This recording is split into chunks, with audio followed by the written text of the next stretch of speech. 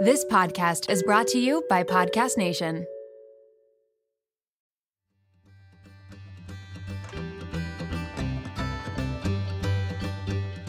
Welcome to As a Woman, Fertility Hormones and Beyond.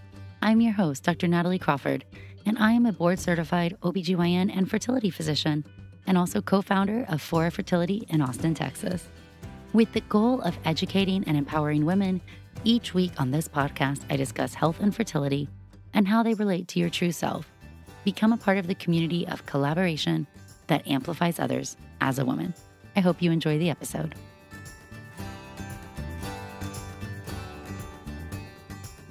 Welcome back to As a Woman, Fertility Hormones and Beyond. Friends, I'm so excited to have you here for Season 2.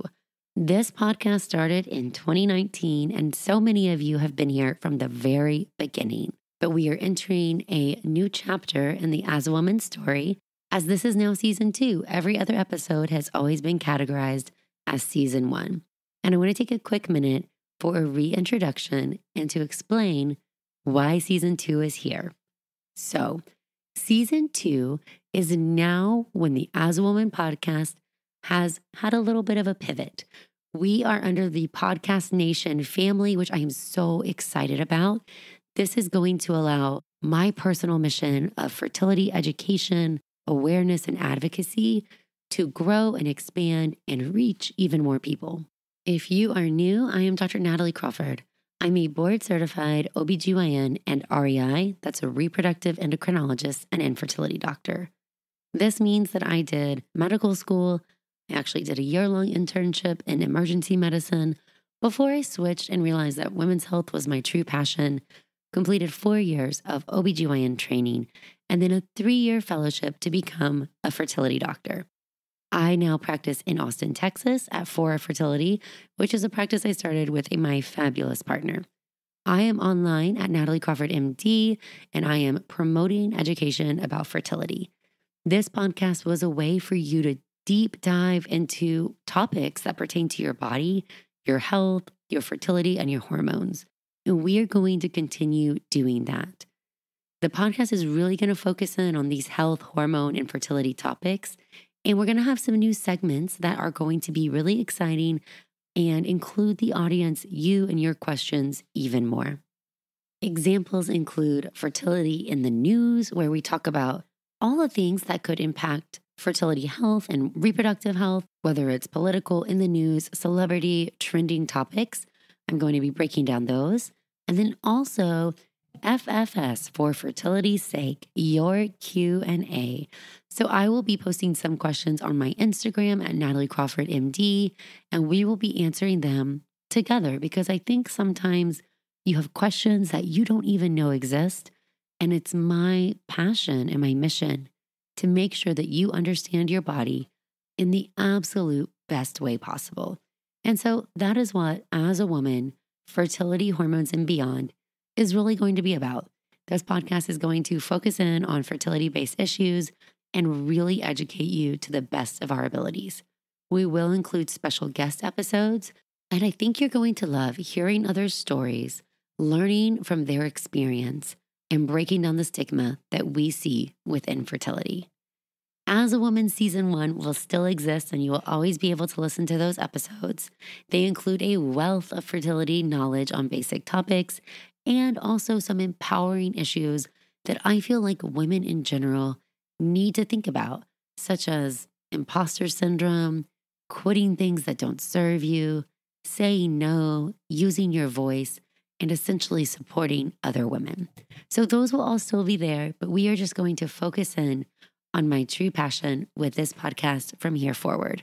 So if you are listening and you're a longtime supporter or you are very brand new, I would love it if you would share. So please consider sharing this podcast. Maybe you're a long-time listener, but put it on Instagram, help us gain traction, share it to the people in your life. If you're a physician, the most meaningful thing to me is when you come up to me and you tell me you share it with your patients. The fact that you trust my educational information and you share it with your patients, there is absolutely no better compliment. So let's all keep learning and growing and breaking down barriers and helping to become as educated as we can about our bodies, our health, our fertility, and our hormones. Today's episode is all about testing your fertility. Should you get your fertility tested? What does that mean? And what are you going to do with the information? But before we dive in, we're going to start with our first segment of the day, fertility in the news. So I want you to know that a Louisiana senator named Bill Cassidy, he is a Republican. He was being interviewed by Politico, and the following words were said. About a third of our population is African American. African Americans have a higher incidence of maternal mortality. So if you correct our population for race, we're not as much of an outlier as it would otherwise appear. Now, I say that not to minimize the issue, but to focus the issue as to where it would be. For whatever reason, people of color have a higher incidence of maternal mortality. Now, the reality is, there's a lot to unpack in this statement. First of all, we shouldn't be stratifying mortality rates saying that in white women or non-African American women, they're fine, so we shouldn't worry about it. But probably more concerning is the fact that he said the words, for whatever reason, as if we don't know why there is higher mortality rates for African Americans. We actually do know why. It is racism and implicit bias. The fact is that Black mothers are 3 times more likely to die from a pregnancy-related complication than white mothers in the United States. The United States has the worst mortality rate in any developed nation, and 17 mothers die for every 100,000 pregnancies. In Louisiana specifically, the state in which he is a senator, Black mothers are 4 times more likely to die than white mothers. When he had a follow-up question asking how Roe versus Wade being overturned would affect maternal mortality rates, he dismissed it. Listen to this. If we're using abortion to limit maternal deaths, that's kind of an odd way to approach the problem. Well, in reality, it's not an odd way, meaning pregnancy is not a health-neutral situation. Anybody can die in pregnancy. Giving birth and being pregnant takes a huge toll on the body. Your blood volume changes. You have a risk for hemorrhage, risk of infection, risk of pulmonary embolism, amniotic fluid embolism. There's a multitude of complications, preeclampsia, seizure, stroke, that you may not even realize can exist.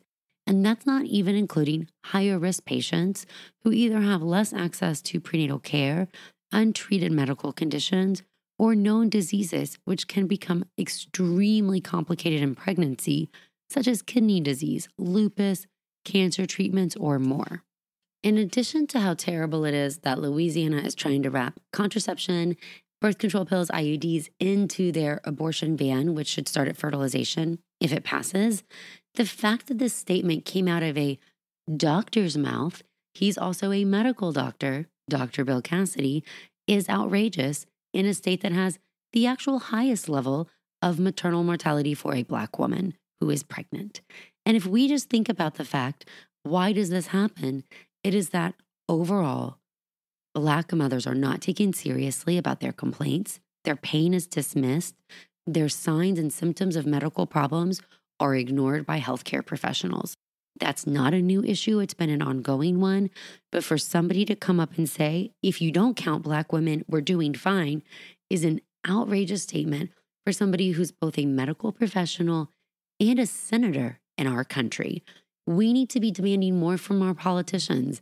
So no matter what you think or how you feel about abortion, you should think and feel that pregnancy is not a health neutral state and that we need to be not dismissing a higher incidence of maternal mortality and the impact that restricting contraceptive access and abortion will have on this maternal mortality, but instead thinking about solutions so that pregnant people in this country, specifically African American mothers, do not suffer from a higher chance of dying during their pregnancy or their childbirth. This is an ongoing issue, but specifically, we should all be contacting his office. And if you're in the state of Louisiana, your voice should be very loud. Louisiana office phone number 225-929-7711. All right, and that is your fertility in the news.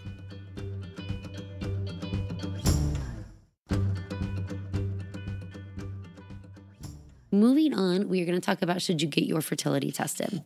This is actually something that many patients are going to OBGYNs and asking for.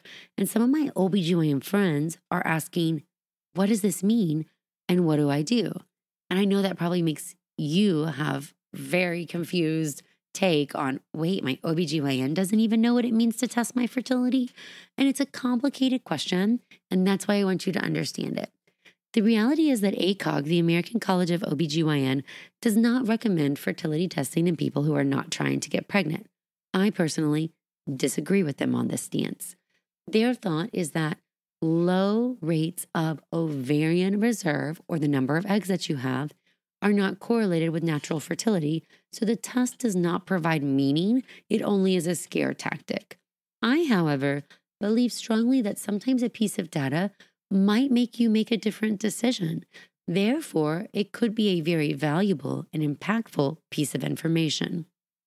Most of us, when we're asking for fertility testing, when we are not trying to get pregnant, are thinking about a blood test called AMH. AMH is anti-Mullerian hormone. The way I like to think about this is that if you imagine inside the ovary, there is a vault where groups of eggs live. When you're born, that's where all your eggs are. You have the highest number of eggs in the vault. Throughout your life, eggs exit the vault. And when the vault is empty, you're in ovarian failure or menopause. What actually happens is every month, a group of eggs is all released from the vault. That group is considered a cohort of eggs from which one will be selected to ovulate, the rest will die, and the next month, another group will be selected to be released from the vault. Now, the size of that group is proportional to how many are inside, meaning when your vault is very full, it sends out a lot of eggs every month.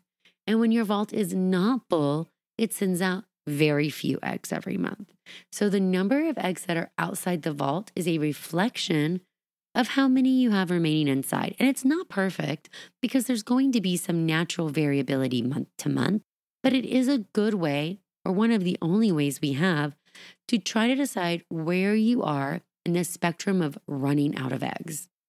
This is only one component of your fertility, but for everybody at some point, you will run out of eggs, and then your doors close. The window of opportunity of which you have to grow your family, it'll be done. It'll be closed. That part of your life will be over. So everybody runs out of eggs at a different pace. And the nice thing is we can't see inside the vault, but we can check and evaluate the eggs that are outside the vault. So when we do that, what we're thinking about is we can check a follicle count. This is called an antral follicle count, or an AFC. The follicles are what the eggs grow inside. So eggs are microscopic and you can't see them, but you can see an individual follicle, and there should be one egg inside each follicle. So if I go and I count the follicles, that's a representation of how many eggs have been released from the vault. And we have numbers that are averages for different age ranges. So we can say this is average for your age, this is above average, or this is below average. We also have a blood test called AMH, or anti-Mullerian hormone. AMH is made from the cells that surround all of those follicles. So when there are more follicles inside the vault, there are more follicles outside the vault, and there is going to be higher AMH. And when there's fewer follicles inside the vault, there are fewer follicles outside the vault, and you'll have a lower AMH. This is affectionately known as ovarian reserve testing. Think about it as how many eggs are left behind inside the ovary. This is an important component of your reproductive life, but it actually does not impact natural fertility. And that is why it's so confusing when you say you want fertility testing, because a great study called Time to Conceive evaluated women who were 30 and older who were trying to get pregnant and just observed natural fertility rates.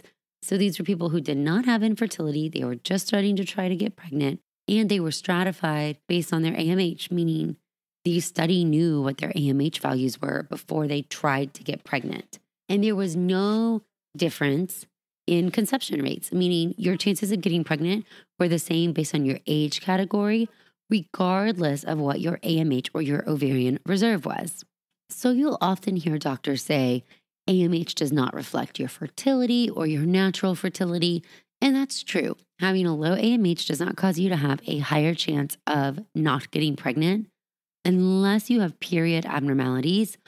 Or what we often think about is, what if you're not ready to get pregnant? Or what if you're trying to get pregnant, but you want more than one child? Maybe it doesn't make a difference for right now, but what if you might be out of eggs before you have baby 2 or 3? Or what if you would do something different? Let's pretend you're like me and you got married at a younger age. So I got married at 24 and I was in medical school, but I knew I was not anywhere near ready to have kids for a long time. We didn't start trying for children until I was 30.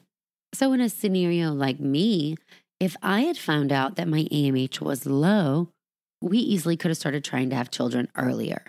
Even though in my perfect world, I wanted to chase my career and get through a piece of residency first, had I known that information, I might have made a different plan.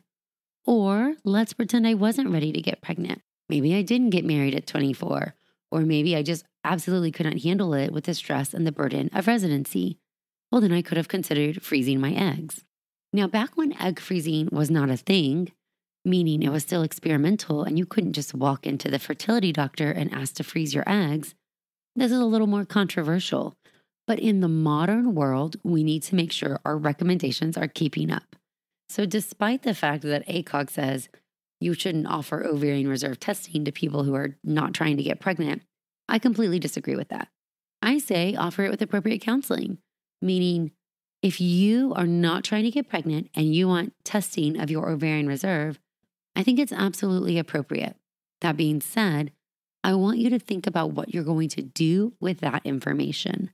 Meaning if it comes back abnormal, are you prepared to act? And that can mean different things. Maybe it means try to get pregnant sooner. Maybe it means come to acceptance if you potentially need donor egg. Maybe it means freezing your eggs or freezing embryos. Maybe it means just going to see a fertility doctor. So you have to be prepared with what you'll do with that data. And if the only thing you're going to do is be upset and anxious and fret and worry about it, then maybe it's not a good test for you. But if it's going to be a useful piece of data, and y'all know me, I love data. It is very crucial. I always say you can't make decisions on data you don't know, meaning what you think you may do in one situation may not at all be what you would actually do when the reality is that situation comes true. And so that data is helpful in my opinion, and that's how I counsel patients.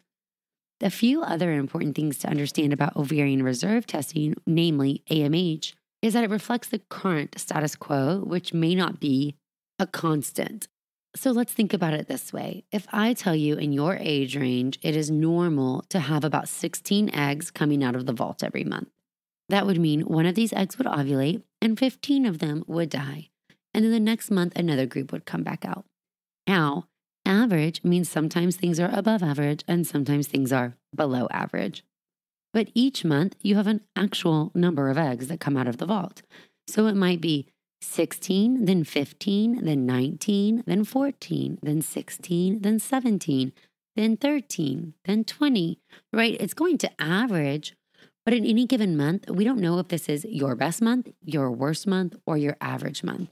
And so we usually like data from 2 different time points, meaning one is an antral follicle count or an AFC, actually counting those follicles, and the other is an AMH blood test. So I really like to use them both in conjunction together to determine the category.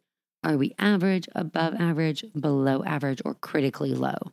Remembering that every month our values can actually hop around a little bit and nothing is going to be constant, nor is it perfectly linear.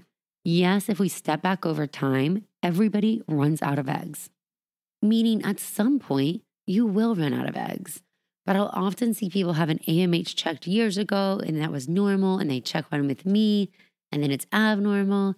And then they do a mental calculation and try to decide when will they be out of eggs altogether. And that's not how it works either. Think about it as a fluctuation up and down around an average. But if you step back and you look over years of time, yes, everybody runs out of eggs. And that loss tends to be more accelerated the older we get. A few other things about AMH testing is that it is dependent on the status of the ovary, namely being if you are on birth control pills. Birth control pills work by telling the brain to not send out any FSH. FSH is a hormone called follicle stimulating hormone. It's a well-named hormone, and what FSH does is it stimulates one of those follicles or one of those eggs to grow and then ovulate. Well, when you take the pill, what happens is the brain is not sending out any FSH, so all of the follicles or all of the eggs that come out of the vault, they just die. And then the next month, another group comes out. You do not lose more or lose less. Birth control pills neither hurt nor help your fertility, meaning they do not prolong the eggs in the vault. They're still coming out, just nobody is being stimulated to ovulate, so everything dies. However, chronic suppression of FSH can sometimes cause the ovary to become a little quiet, meaning those cells surrounding the follicles do not produce as much AMH. And so do I check AMH on people on birth control pills? I do. But I always use the caveat and kind of explain that, hey, if it comes back normal and you've been taking the birth control pill for 10 years, great, we're both going to feel really good. This may be the accurate value or it might be a little bit suppressed, but either way, it's good. Now, if it comes back abnormal and it's low, we will have to decide what to do about it. One option is just to stop and use another form of contraception. So let's say stop the pill, give it 2 or 3 months, use condoms, and then repeat an AMH. And that might tell us if this has suppressed you or not. And I've seen it go both ways, meaning it might be accurately low. And then we have a decision to make about what we're going to do. Or it may be perfectly normal after you stop the pill. So I just think that's a very important factor if you are preventing a pregnancy, yet considering getting your fertility checked or getting an AMH blood draw to understand.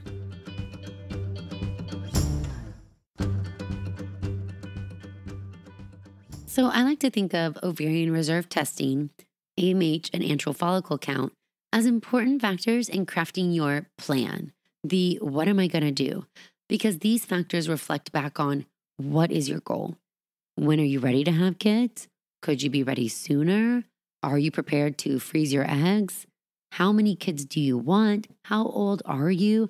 And what makes sense with the entire family plan? Certainly, if you are young and you have a low AMH, you might still be very fertile. Maybe you've never tried to get pregnant and getting pregnant will be no big deal, but maybe you want 4 kids. And we need to talk about preserving your fertility in order to have that family size that you want.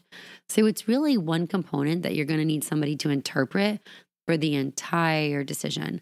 And I recommend anybody who gets a low value on AMH goes and sees a fertility specialist to complete the fertility workup and talk about what this means.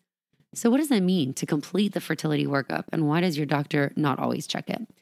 One of these is a test to see if your fallopian tubes are open. When we talk about your fallopian tubes, they can be blocked from a variety of causes.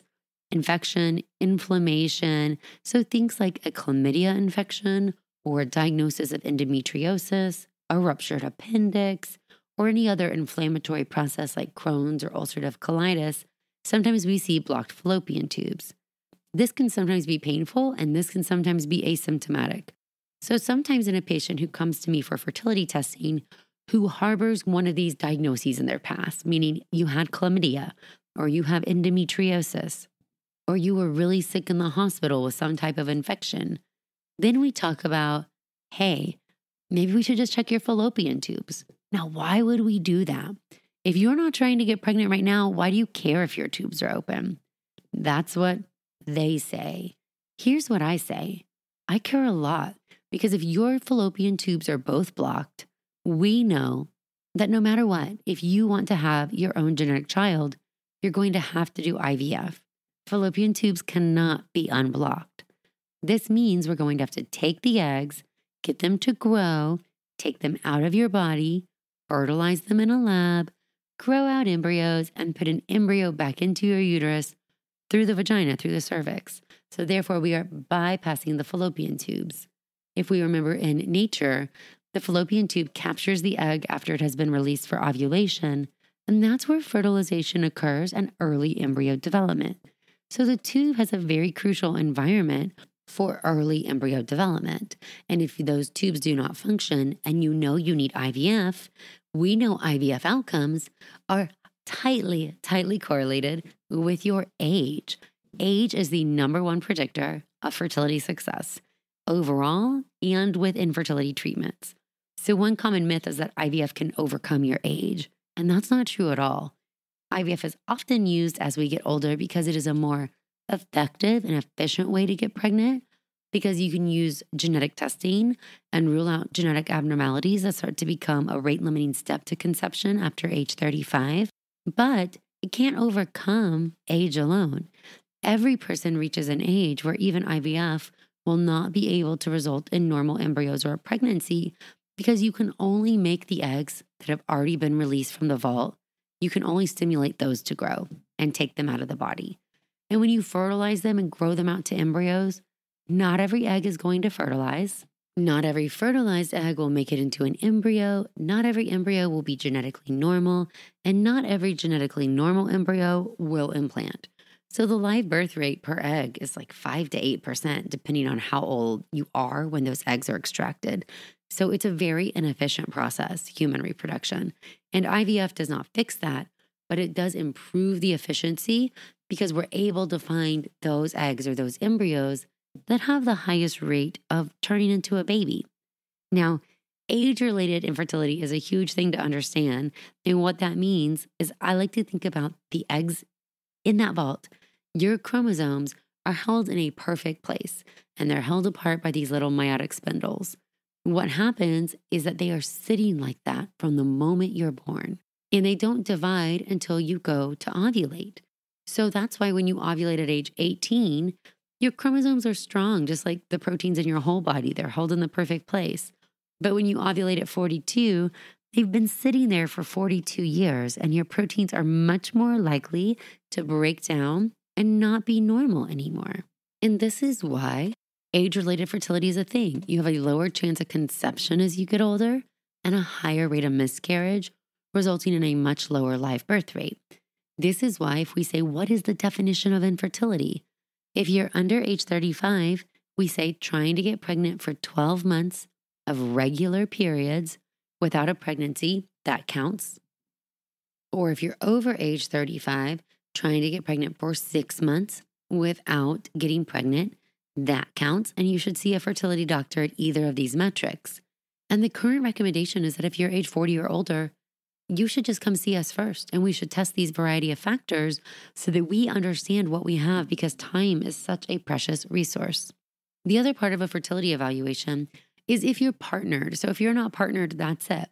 We talk about your ovarian reserve, your AMH, and your antral follicle count. We consider is doing an HSG or an X-ray dye test to evaluate your fallopian tubes. Is that worthwhile? Depending on your clinical history.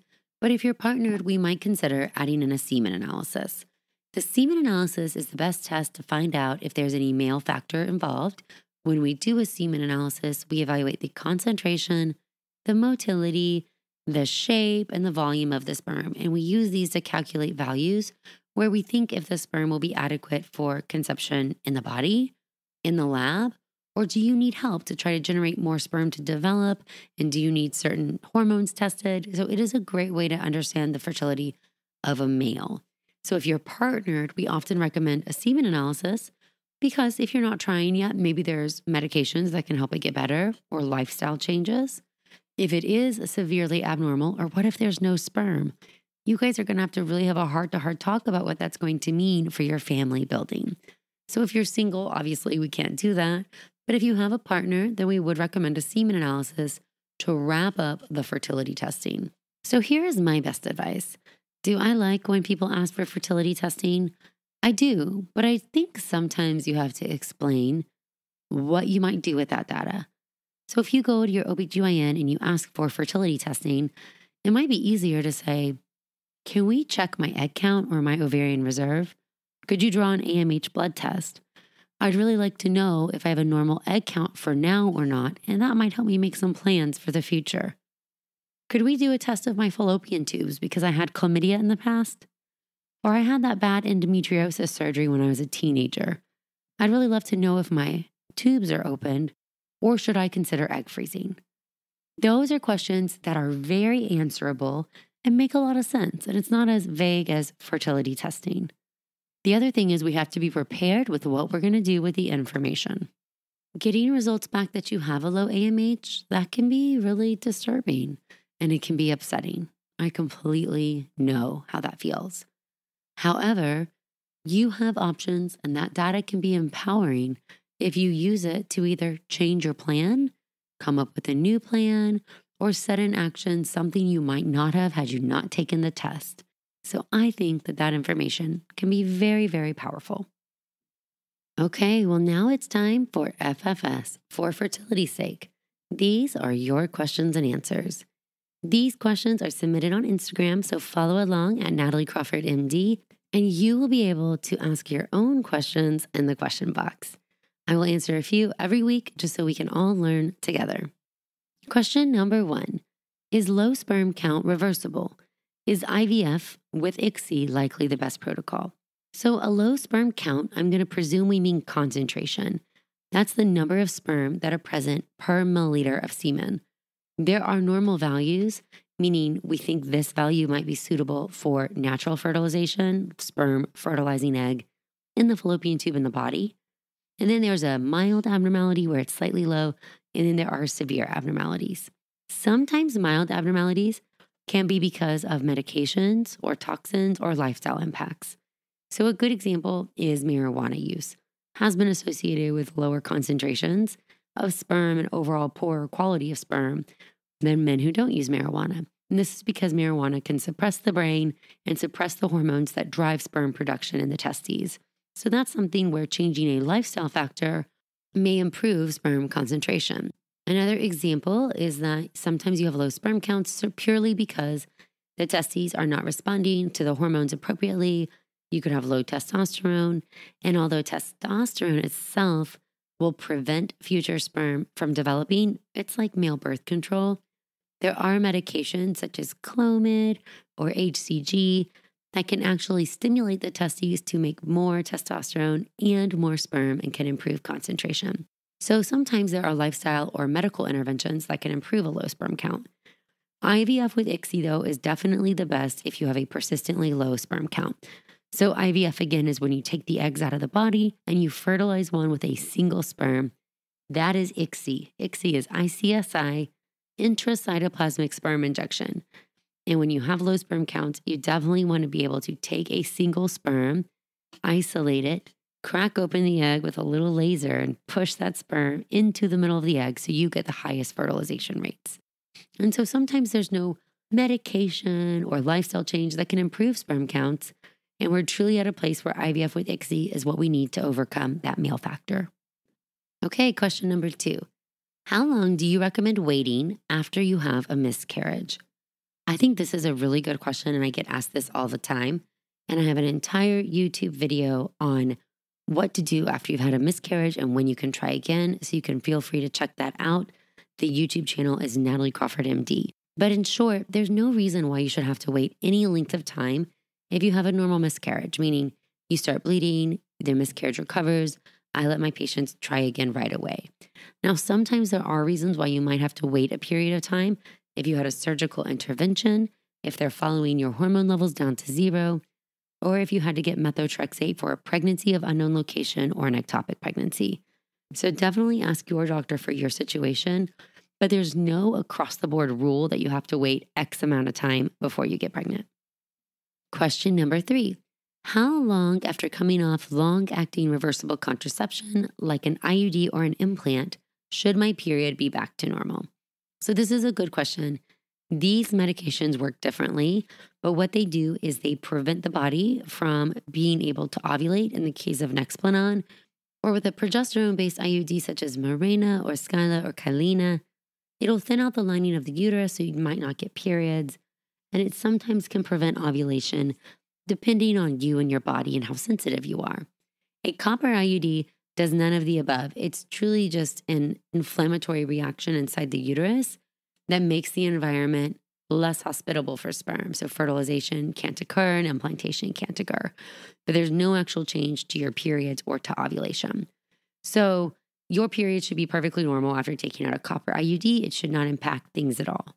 When you remove one of the other long-acting reversible forms of contraception that have hormones in them, I usually tell people it could take up to about 3 months to start having your periods come back and be regular. If you've been off for 3 months and you've not had a period or it's not regular, that's a good time to go see a doctor just to make sure there's nothing else at play. Certainly, we all see people who have underlying ovulation disorders or they've gone into ovarian failure while they were on their long-acting contraception, not due to it, just coincidentally, but they had no idea. So I usually say if you haven't by 3 months, that's a good time to go get an evaluation. And question number 4, I am 28 and I'm thinking about freezing my eggs next year. Should I wait or should I do it this year? Okay, this is my general take on egg freezing, and I have lots of content out there about it. The best time to do it is whenever you're thinking about it, meaning you're the youngest you're going to be and you have the most eggs that you're ever going to have right now. So if you're thinking this is going to be on your game plan, I would just recommend doing it now. The short answer, do you have to do it? Well, be it that you're 28, maybe not, but I would certainly go consider getting that fertility evaluation we talked about, because if your egg count ended up being low for your age, you'd be really upset if you waited an extra year or two and you got less eggs per cycle. So this could be a scenario where you get your ovarian reserve tested. If it's normal, you feel comfortable waiting another year or so. And if it is not normal, you just go ahead and proceed with egg freezing now. In general, we recommend consideration of freezing your eggs by age 32, 33 if you're not ready to start trying to get pregnant. However, sooner is always better if you have the availability and the means to do so. Your eggs will be better quality and you will have more of them when you're younger. And that's it for FFS. Remember to submit your questions on Instagram so I can answer them each week. Thank you all for listening to As a Woman. It would mean so much if you could rate, review, and follow the podcast to be notified of new episodes every Sunday. I hope you learned something new, and I hope you share it with someone in your life. Be sure to follow along on Instagram at nataliecrawfordmd and check out the YouTube channel Natalie Crawford MD. If you're interested in becoming a patient, you can also follow Fora Fertility.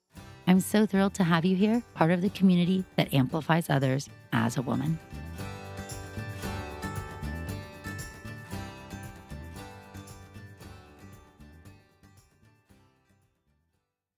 My name is Len Webb. And I'm Vincent Williams. We'd like to welcome you to our documentary podcast, The Class of 1989. Over the course of 6 episodes, Vincent and I will examine the importance of 6 Black films that came out in '89 and how they shaped and influenced popular culture, filmmaking, and society in general. Come on, sucker. Let's get it on. New episodes will begin running weekly on March 6th.